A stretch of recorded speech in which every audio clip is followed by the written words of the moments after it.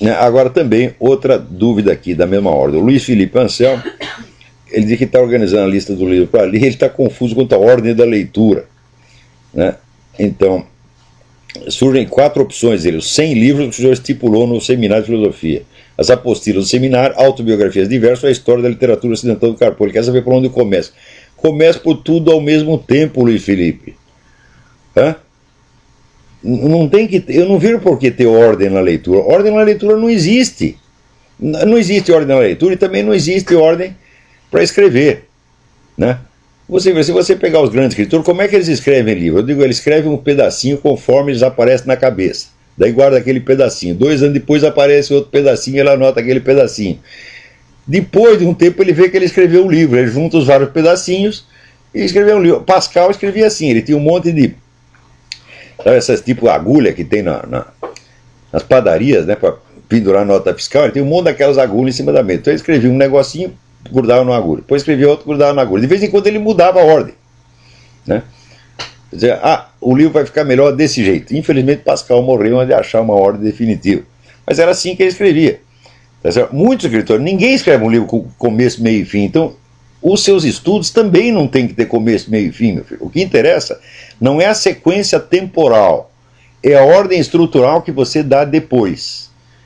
Você tem o princípio de organização na inteligência, não é, vamos dizer, a colocação dos estudos em série. Isso não existe. Tá certo? Então, por exemplo, eu mesmo, se eu estou lendo um negócio e me surge uma dúvida ali, eu paro aquela leitura e vou ler uma outra leitura, eu vou ler um outro livro que vai complementar aquilo, depois eu volto ao primeiro. Então eu estou sempre dando voltas. Quer dizer, nenhum livro esgota o seu assunto e nem o aborda por todos os lados necessários, mas a nossa curiosidade não segue necessariamente a ordem do livro, né? Então agora, estou lendo até um romance do Malachi Martin, que se chama Windswept House, é um livro sobre a crise negreira. Aquilo aí tem tantas referências externas, que você é obrigado a ler uns 50 livros em volta do livro para você entender bem do que ele está falando. Então, não tenha medo de fazer isso. Você está lá lendo um livro, para ler o outro, se for necessário, e depois você volta. O negócio é assim, não perder o fio da meada. Quer dizer, você ter aquela atenção sincera, sem a qual a memória não existe, né? A memória não funciona. A memória é fruto do interesse, e quanto mais interesse você tem por uma coisa, mais facilmente você vai guardar na memória.